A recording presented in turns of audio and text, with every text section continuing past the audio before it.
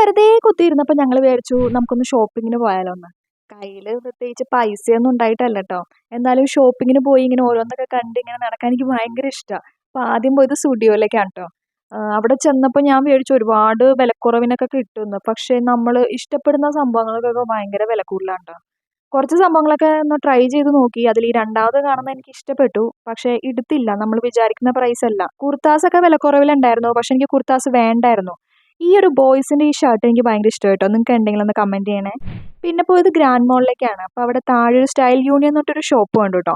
അപ്പോൾ അവിടെ ചെന്നപ്പോൾ ഈ ഒരു ടോപ്പ് ഞങ്ങൾക്ക് രണ്ടു പേർക്കും ഇഷ്ടപ്പെട്ടു. ഞങ്ങളൊന്ന് ട്രൈ ചെയ്ത് നോക്കി. പക്ഷേ വില നോക്കിയപ്പോൾ 800 രൂപ ട്ടോ. അത് അങ്ങനെ തന്നെ വെച്ചിട്ട് പോന്നു.